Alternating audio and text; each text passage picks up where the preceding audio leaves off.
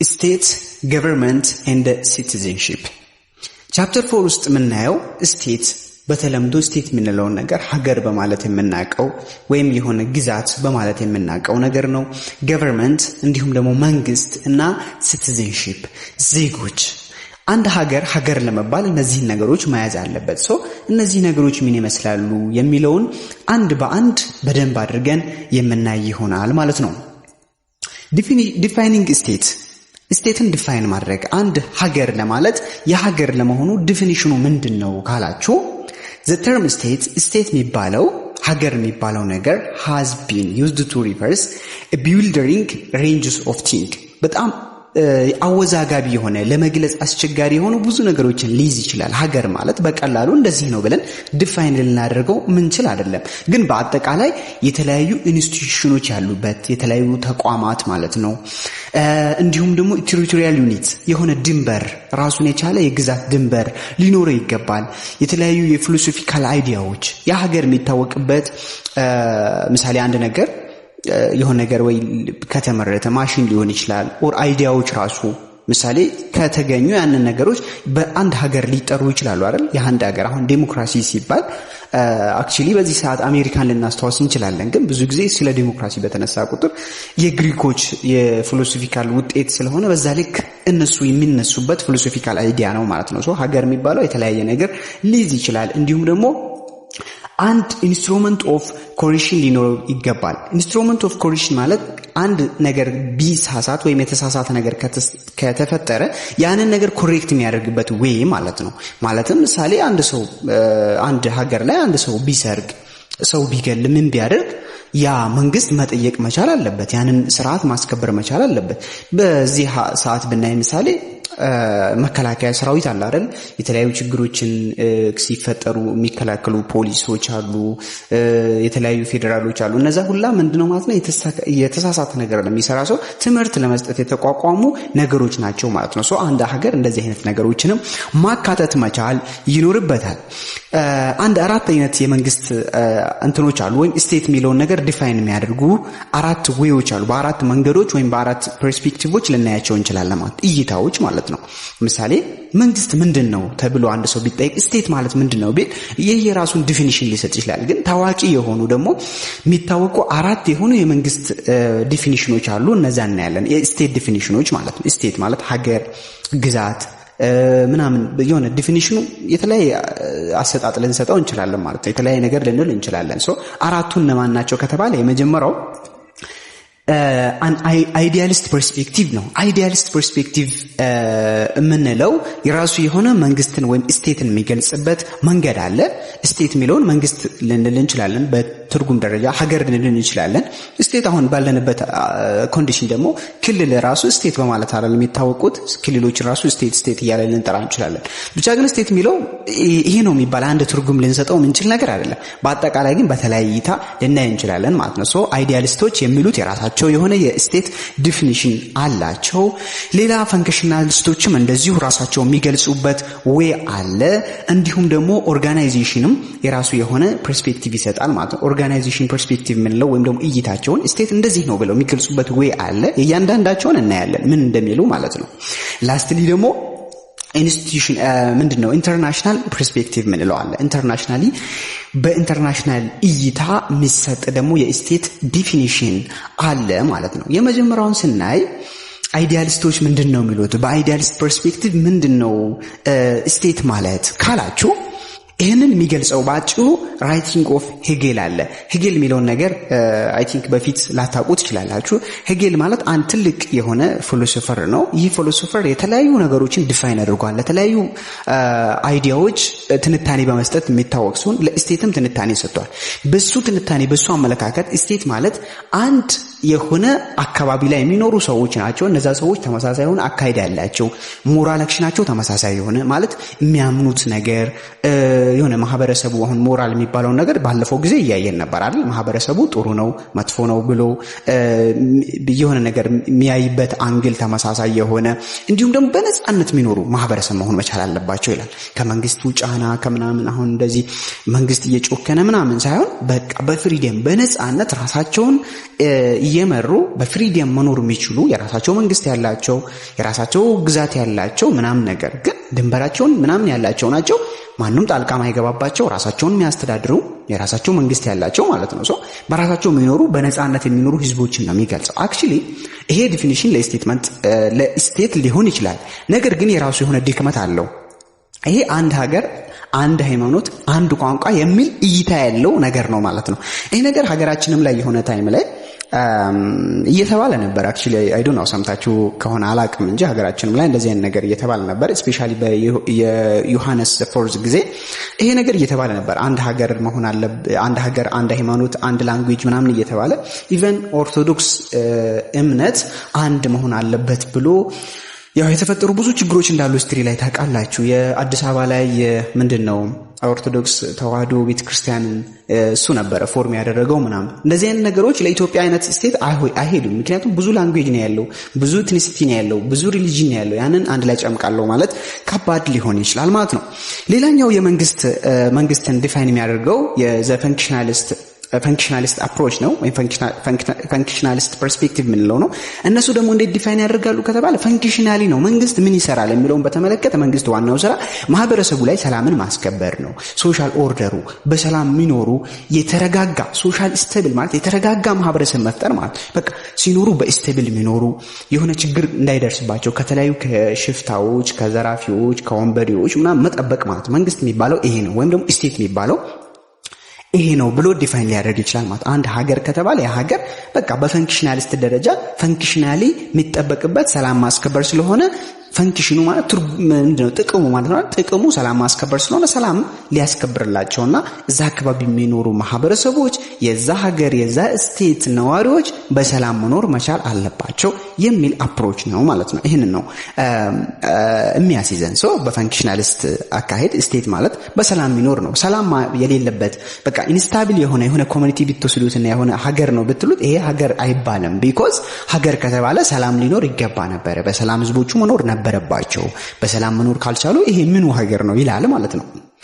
ሌላኛው ኦርጋናይዜሽን ቪው ነው። ኦርጋናይዜሽናል ቪው ምንለው በኦርጋናይዜሽን ደረጃ የመንግስት የተባሉ ነገሮች መቋቋም አለባቸው ይላል። ፑብሊክን የሚያገለግሉ ወይም ለህዝቡ ጥቅም የሚሰጡ በተቋም ደረጃ የተቋቋሙ ነገሮች። ምሳሌ መንግስት ከተባለ ለመንግስቱ ቤተ መንግስት ሊኖረው ይገባል። መከላከያ ሰራዊት ካለ ያንን የሚያስተዳድሩ የሆኑ ነገሮች ሊኖሩ ይገባል። የተለያዩ ስርዓቶችን የሚያወርዱ የተለያዩ የመከላከያ ሰራዊት ሊሆን ይችላል፣ ፖሊሶች ሊሆኑ ይችላሉ፣ እንዲሁም ኮርቶች፣ ፍርድ ቤቶች ሊሆኑ ይችላሉ፣ ሶሻል ሴኩሪቲዎች፣ ማህበረሰቡ ደህንነት የሚጠብቁ ብቻ ግን ለዛ ለማህበረሰብ ለሰላም ብለው ዘብ የሚቆሙ የተለያዩ አካሎች በኢንስቲትዩሽን ደረጃ፣ በተቋም ደረጃ፣ በኦርጋናይዜሽን ደረጃ ፎርም ሆኖ ተቀምጠው መኖር መቻል አለባቸው ይላል ማለት ነው። ይህ ነገር ምንን ይለያል ማለት ነው? ሲቪል ሶሳይቲውን ከመንግስቱ ለመንግስት ከሚሰሩት ማለት ነው የመንግስት ተቋማት ጋር ይለያል ማለት። ሲቪል ሶሳይቲ አለ፣ የመንግስት የሆኑ ደግሞ ተቋማቶች አሉ፣ የተለያዩ ገቨርንመንታል ኢንስቲትዩሽኖች ይኖራሉ ማለት ነው። እዛ ሀገር ውስጥ ለመንግስት የሚቆሙት ፑብሊኩን የሚጠብቁት አሉ። ሌላ ደግሞ የሚጠብቁት በዛ መንግስት የሚጠበቁና ለዛ መንግስት ግብር ከፍለው የሚኖሩ የተለያዩ ሲቲዝንሺፕ እነት ያላቸው ወይም ደግሞ ሲቪል የሆኑ ሶሳይቲዎች እዛ ውስጥ ሊኖሩ ይችላሉ። በኦርጋናይዜሽናል ፐርስፔክቲቭ አንድ ሀገር ለመባል ግዴታ የሆነ ራሱን የቻለ ተቋም ያለው ነገር መሆን መቻል አለበት ይላል ማለት ነው። ምሳሌ ድሮ ጊዜ ሰዎች በጎሳ ሆነው ተከፋፍለው ምናምን ይኖሩ ነበረ። ግን እንደዚህ አይነት ተቋም አልነበራቸው። የሚሊተሪ የሆነ የኮርት የምናምን እንደዚህ እያሉ የራሳቸውን ነገር ፎርም አድርገው ግን እየኖሩ አልነበረም። በኦርጋናይዜሽናል ፐርስፔክቲቭ ወይም ቪው ያ ቦታ ወስዳችሁ ይሄ ስቴት ነው ወይም ሀገር ነው ብትሉት ሀገር አይደለም። ምክንያቱም ሀገር ለመሆን የራሱ የሆነ ተቋም ሊኖረው ይገባል። ህዝቦቹን ከተለያየ ችግር የሚጠብቅ ተቋም ሊኖረው ይገባል ይላል ማለት ነው። ኦርጋናይዜሽናል ፐርስፔክቲቭ ምንለው ይህ ነው። ስቴትን በዚህ መልኩ ዲፋይን ሊያደርግ ይችላል ማለት ነው። ሌላኛው ደግሞ ኢንተርናሽናል አፕሮች ነው። ሉክ ኢንተርናሽናል ማለት ዓለም አቀፋዊ የሆነ ነው። ዓለም አቀፋዊ ግንኙነት ላይ ያ ሀገር ምን አይነት ነገር አለው የሚለውን ነገር ነው የሚያሳየው። ተግባባን? በዓለም አቀፍ ቪው ስናየው አንድ ሀገር ምን አቅም አለው የሚለውን ዲፋይን ያደርጋል ማለት ነው።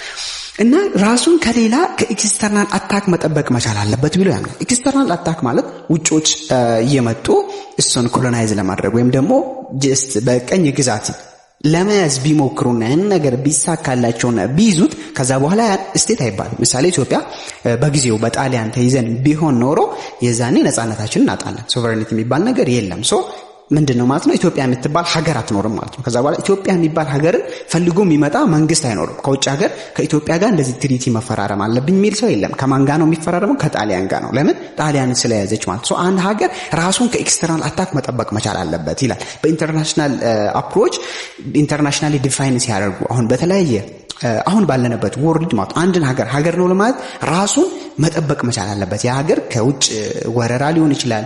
ከተለያዩ ወረራ የሚባለው ባይዞ ዝም ብሎ አታክ ማድረግ ብቻ አይደለም። ኢኮኖሚካሊ ራሱ በተለያየ ሀገር እርዳታ የሚኖር ከሆነ ያ እንትን በቀስ በቀስ ሶቨሬኒቲን እያጣ ነው የሚሄደው። ራሱን መቆጣጠር አይችልም። የተለያዩ ሀገር ፖሊሲዎችን ሳይወድ ይቀበላል። ምሳሌ እኛ ፍሪ ማርኬት እንደተቀበል ነው ማለት ነው። ፍሪ ማርኬት የምንለውን ነገር ምሳሌ ኢትዮጵያ ላይ በጣም ጫና አድርሷል። በጣም ጉዳት አድርሷል።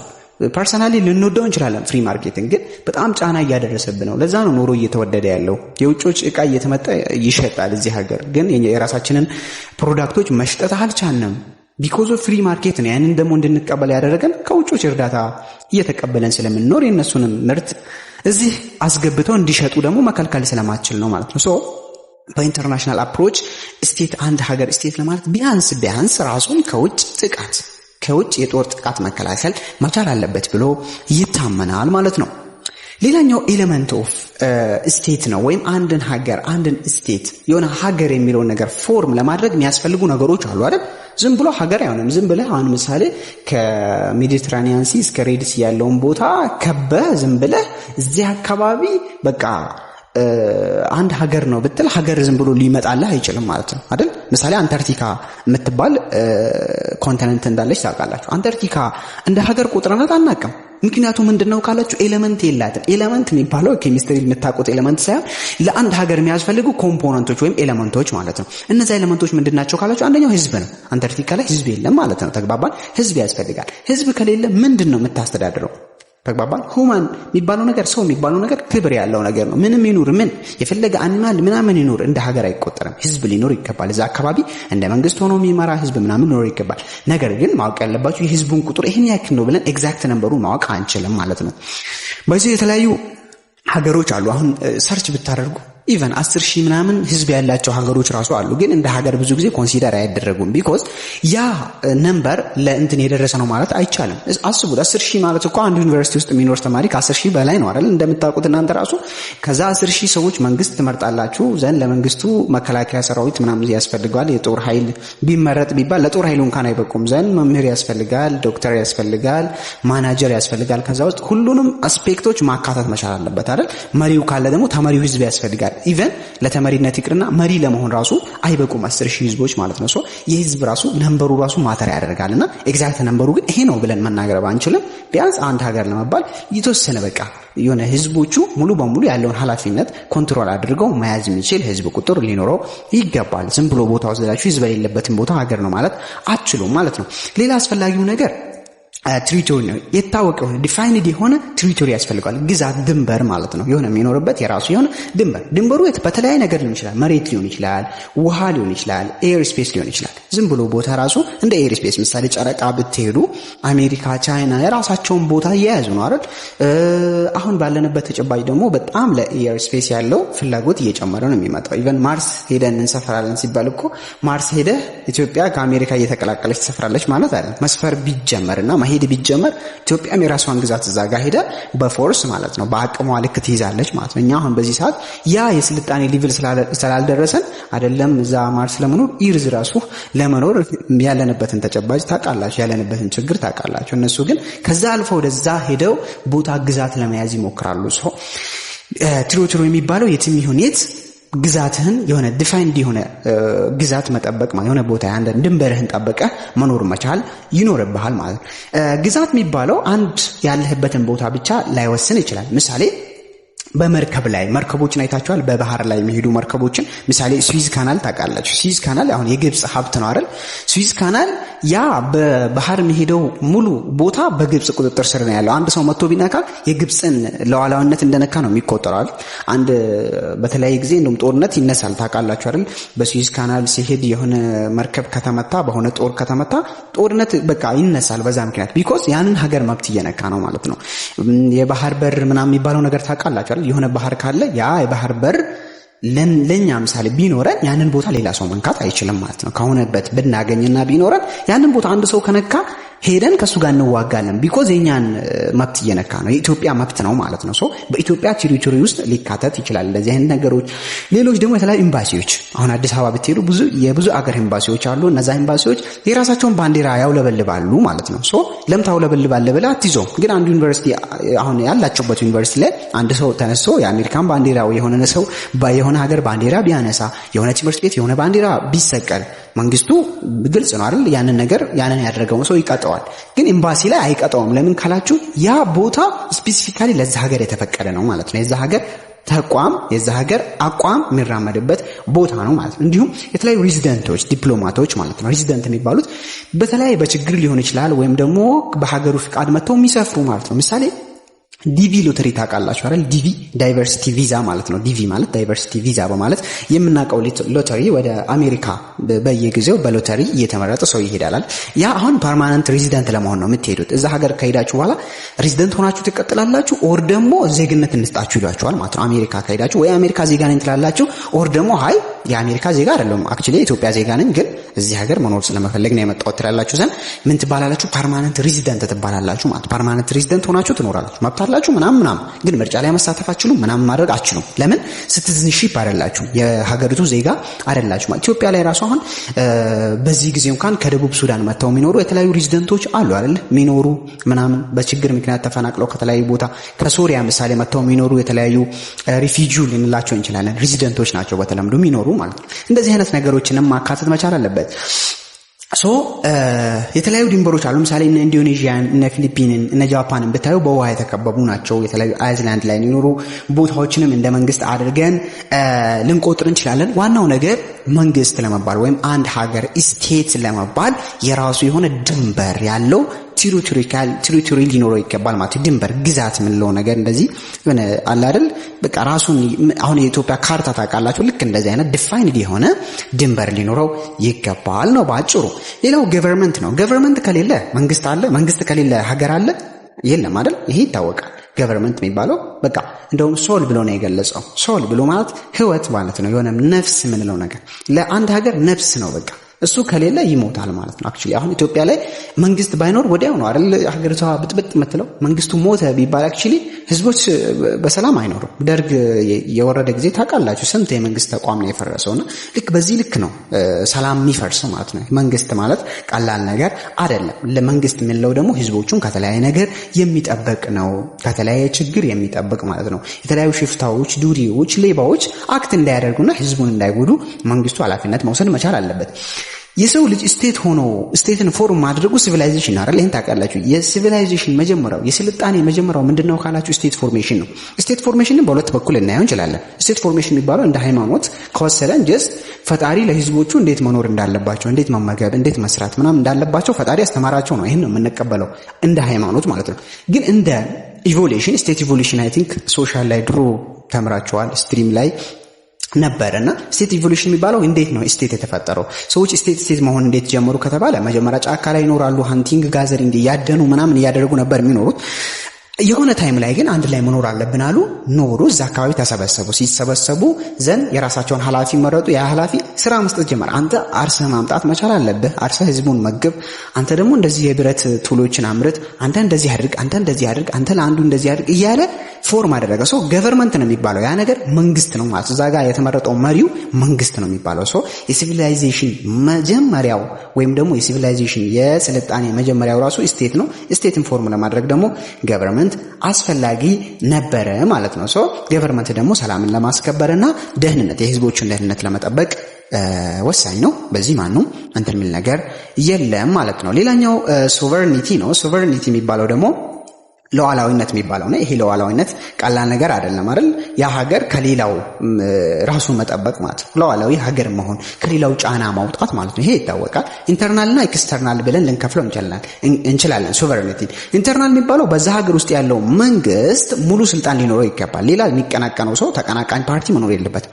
ተቀናቃኝ ፓርቲ ማለት ምሳሌ እሱ ከዚህ በኩል እያስተዳደረ ሌላ ህግ ያወጣ ሰው ካለ ያ በቃ ሶቨሬኒቲ አለው ብለን መናገር አንችልም ማለት ያ መንግስት መምራት አልቻለም ነው አክቹሊ።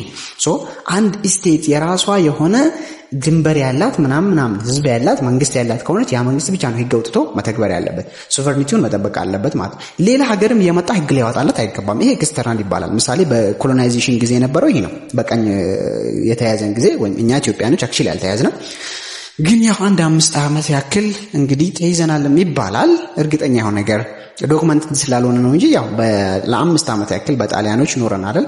የዛኔ አሁን ጣሊያን ነበር ትሪቲ የተፈራረመች ምናምን የምታደርግልን ማለት ነው። አክቹሊ ህዝቦቹ ባይቀበሉ ማለት ነው። ግን ሌሎቹን አብዛኞቹ ሀገሮች ተቀብለው ተስማምተው ኖረዋል። የዛኔ ሶቨሬኒቲያቸውን አጥተዋል ማለት ነው። በራሳቸው መወሰን አይችሉም ነበር። ይሄ ኤክስተርናል ሶቨሬኒቲ ይባላል። ኢንተርናል ሶቨሬኒቲ የሚባለው ደግሞ ይሄ የመንግስት ሽኩቻ አለ አይደል? አንዱ ተቃዋሚ ፓርቲ ከሌላኛው የሚያደርጉት ዘንድ ጦርነት ይፈጥራሉ። አንዱ የተወሰነ ቦታ ይሄ በሀገራችን በቅርብ ጊዜ የነበረውን ማስታወስ እንችላለን። ምሳሌ ትግራይ ቲፒኤልኤፍ ባለፈው ከሁለት ከምናምን ዓመት በፊት በነበረው ጦርነት ጊዜ ቲፒኤልኤፍ ኦልሞስት ለ6 ወር ያክል ሙሉ ትግራይን እያስተዳደረ ነበር አይደል? በቃ ግብር የሚከፍሉት ለቲፒኤልኤፍ ነው፣ የሚጠብቃቸው ቲፒኤልኤፍ ነው ምናምን ነበር። የኢትዮጵያ መንግስት እዛ መድረስ አይችልም ነበር። ሶ በዚህ ሰዓት ኢትዮጵያ ሶቨሬኒቲ ስቴት ነች ማለት አንችልም። በጣም ከባድ ነበረ። ታውቃላችሁ አይደል? የተለያዩ ማዕቀቦች እየተጣሉብን ምናምን ነበር። ለምንድን ነው? ሰላማችንን ማስከበር ስላልቻለን ነው። መንግስቱ ራሱን መቆጣጠር ስላልቻለ ነበር። ሌላኛው ሪኮግኒሽን ነው። ሪኮግኒሽን ማለት እውቅና መስጠት ማለት ነው። ለዚህ አንድ ኤግዛምፕል ልስጣችሁ። ታይዋን የምትባል ሀገር እንዳለች ታውቃላችሁ አይደል? ታይዋን ማለት ከቻይና ጋር የምትኖር ሂስትሪ ላይ አይ ቲንክ ልትማሩ ትችላላችሁ። ነው ታይዋን የሚባለው ከቻይና ጋር ነበረች፣ አሁን ተወጣለች አይደል? ሶ እውቅና በጊዜው ቻይና መስጠት አልቻለችም፣ አልሰጠችም። ሶ በዚህ ሰዓት ታይዋንን እንደ ሀገር ኮንሲደር ማድረግ አንችልም ማለት ነው አይደል እንዴ?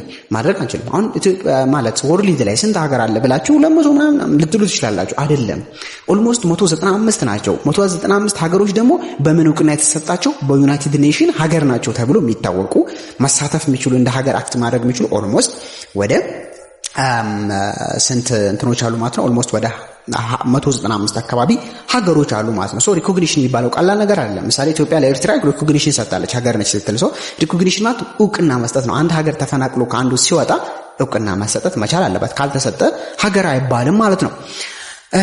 ሌላኛው ራይቫል ቲዮሪ ኦፍ ስቴት ነው። ራይቫል ቲዮሪ ኦፍ ስቴት የሚባለው ሽሚያ ማለት ራይቫል ሽሚያ ነው። የተለያዩ ስቴቶች የተለያዩ ሀገሮች እንደምታውቁት የራሳቸው የፖለቲካ አካሄድ አላቸው። ያን የፖለቲካ አካሄድ እኔ ይሻላል የሚባለው ነገር አለ። እስኪ አንድ በአንድ የተለያዩትን የፖለቲካ አቋሞችን እንይ። የመጀመሪያው ፕሉራሊስት ስቴት ነው። ፕሉራሊስት ስቴት የምንለው ነገር ይሄ ሊበራል የሆነ ሊኔጅ ያለው። ሊበራል የሆነ ሊኔጅ ማለት ሊበራሊ ነጻነት፣ የህዝቦች ነጻነት መከበር አለበት ብሎ የሚያስብ ነው ማለት ነው። ይሄ ነገር በብዙ ጊዜ የሚታወቅበት አንኢምፓየር የሚባል የራሱ የሆነ ሎጎ አለ። አንኢምፓየር ብሎ ማለት ህዝቦች በነጻነት የመኖር መብት ማለት ፍሪደም የሚለውን ነገር ነው የሚያሳየው። አንድ መንግስት ሊባል የሚችለው ይላሉ መንግስት ሊባል የሚችለው ለህዝቦቹ ሙሉ ነጻነትን መስጠት ሲችል ነው። ህዝቦቹ ሙሉ ሲስማሙ በሚሰራው ነገር በሚያወጣው ህግ ህዝቦቹ ሙሉ ሳቲስፋይድ ሆነዋል ወይ የሚለውን ነገር ማወቅ ከቻለና ያ ህዝብ ሙሉ ሳቲስፋይድ ከሆነ በእርግጥም ያ መንግስት ለዛ ሀገር ቤስት መንግስት ነው ብሎ ያምናል ማለት ነው። በዚህ አመለካከት ደግሞ በፕሉራሊስቶች አመለካከት ሲቪሎችና ሚሊተሪ ፓወሮች ማለትም እንደዚህ ተራ ህዝቦችና የሚሊተሪ ፓወሮች ወይም ደግሞ የመንግስት የወታደር ምናምኖች እንደምንድነው መቆጠር ያለባቸው? አንድ አካል ነው መቆጠር ያለው፣ እኩል ነው መሆን ያለባቸው ነው።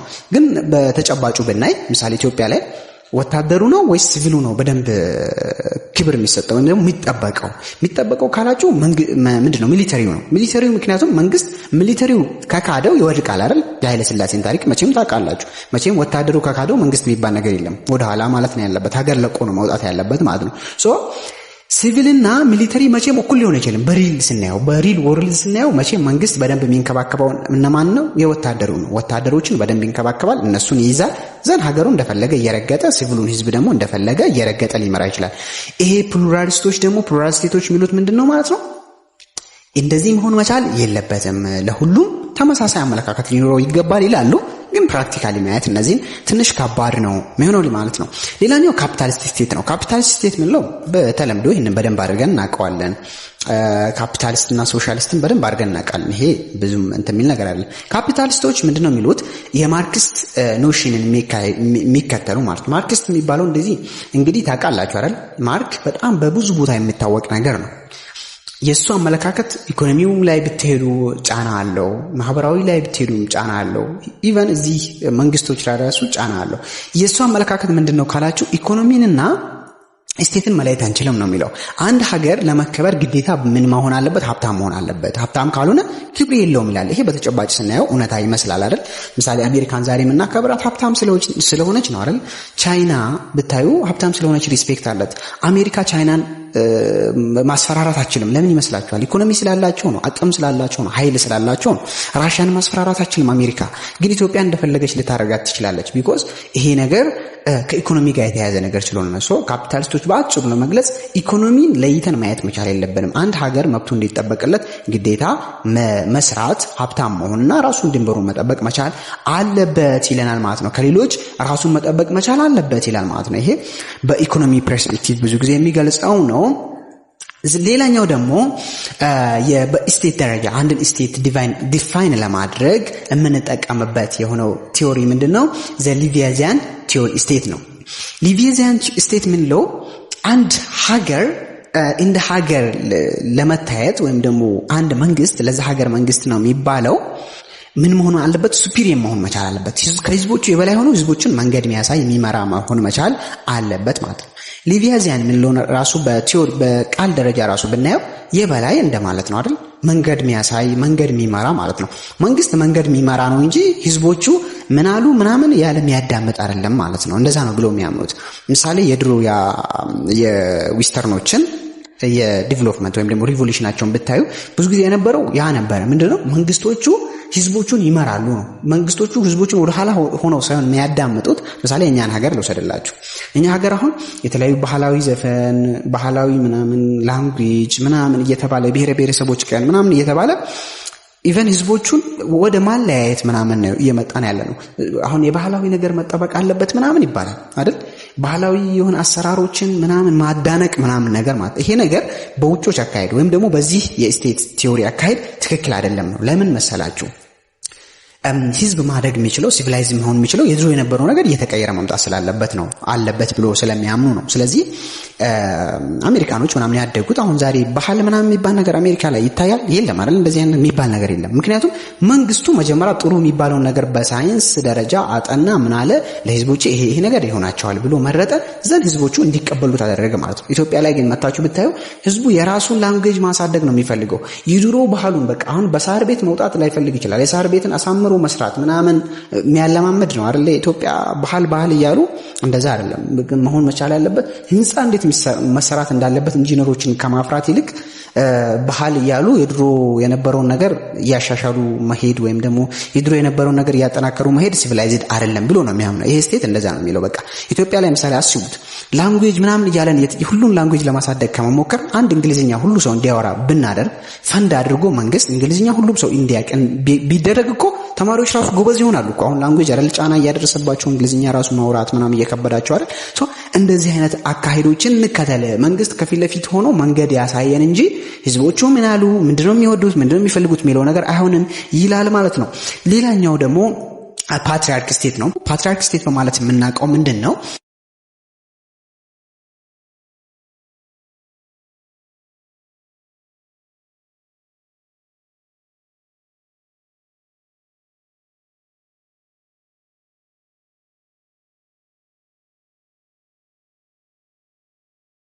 ሐሳብ ይዞ ይንቀሳቀሳል ማለት ነው። ይህን ነገር በመንግስት ደረጃ ብቻ አይደለም፣ በመንግስት ደረጃ ብቻ ሳይሆን እቺ እንደ ኤቭሪ አስፔክት ማለት ነው። በቤት ምሳሌ ብታዩ ማዘርና ፋዘርን ብታዩ ፋዘር ነው አይደል ቤትን የሚያስተዳድረው።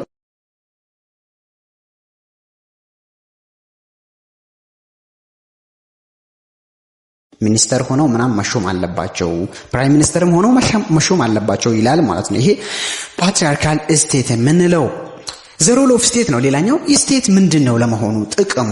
ስቴት የሚባለው ነገር ወይም ደግሞ ሀገር የሚባለው ነገር ቢኖር ምንድነው ፋይዳው ከተባለ ብዙ የሆኑ ጥቅሞች አሉት። ምንም የተለያየ አይነት እንኳን ስቴቶች ቢኖሩ ጥቅሞቹ ብዙ ናቸው።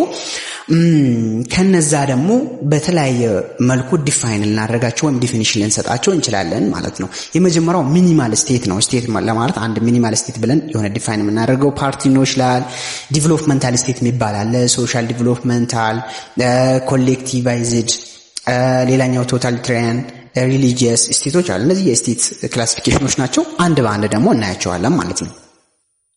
የመጀመሪያው ሚኒማል ስቴት ነው። ሚኒማል ማለት ሚኒመም የሚለውን ቃል የያዘ ነው ከውስጡ። ሚኒመም ማለት ቢያንስ ማለት ነው አይደል? ሚኒመም የሚባለው ሚኒመም ስቴት ማለት ቢያንስ የህዝቦቹን ፍሪደም የሚያስጠብቅ መንግስት ማለት ነው። ሌላ ነገር አያድርግ፣ በቃ ሌላውን ተውት፣ ብቻ ህዝቦቹ በሰላም እንዲኖሩ ማድረግ የሚችል ከተለያዩ ከዱሪዎች፣ ከሽፍታዎች፣ ከወራሪዎች፣ ከምናምኖች ህዝቡን መጠበቅ የሚችል ሚኒማል ስቴት ይባላል ማለት። እቺን ነገር ቢያንስ ለህዝቦቹ ማቅረብ መቻል አለበት። ይሄ ሚርሊ ፕሮቴክቲቭ ቦዲ ነው፣ ብቻ ጠባቂ ነው መሆን ያለበት። ይጠብቃል ህዝቡን ከተለያየ ችግር የሚጠብቅ ብቻ ማለት ነው። ሌላውን ነገር ተውትና ብቻ ህዝቡን ከተለያየ ነገር የሚጠብቅና እዛ ማህበረሰብ ላይ ቤስት የሆነ ላይፍ እንዲኖሩ በቃ የተረጋጋ ህይወት፣ ሰላማዊ ማህበረሰብ መፍጠር የሚችል ስቴት ይሄ ሚኒማል ስቴት ይባላል። ሌላኛው ደግሞ ዲቨሎፕመንታል ስቴት ነው። ዲቨሎፕመንታል ስቴት የሚባለው ደግሞ ሌሎችም ላይ ጫና ማድረስ የሚችል ማለት ነው። አሁን እዩ ምሳሌ ኢትዮጵያ ላይ በሰላም የምንኖር ምናምን ቢሆን ይሄ ሚኒማል ስቴት ነው የሚባለው። ዲቨሎፕመንታል ስቴት ደግሞ ላይክ አሜሪካን ብትወስደው አሁን አሜሪካ የራሷን ህዝብ በሰላም ከማኖሩም አልፋ ሌሎቹን ሁላ የመምራት አቅም አላት ማለት፣ ሌሎቹን ሁላ ጫና የማድረስ አቅም አላት ሲሆን ይሄ ዲቨሎፕመንታል ስቴት ይባላል። በታሪክ ደረጃ ስናይ ዩኬ እና ዩኤስኤ ዩናይትድ ኪንግደም እና አሜሪካ ማለት ነው በተለምዶ ድሮ የነበራቸው ጀስት አንድን እንትን ነበር የሚከተሉት፣ አንድ የሆነን ወይ በቃ ህይወታቸውን ይመራሉ፣ ህዝባቸውን ያስተዳድራሉ ምናምን ነበረ። ግን አሁን በታሪክ ዲቨሎፕ አደረጉና ሩል ያደረጉ ነው፣ ኢንዱስትሪያላይዝድ ሆኑ፣ አደጉ፣ ህዝቡን እንዳለ መምራት ጀመሩ። አሁን ሁሉም ሰው ያዳምጣቸዋል ማለት ነው። እንደዚህ አይነት ሌቭል መድረስ ዲቨሎፕመንታል ስቴት ሊባል ይችላል ማለት ነው። እንግዲህ ለዛሬ የነበረን ቆይታ ይህንን ይመስል ነበረ።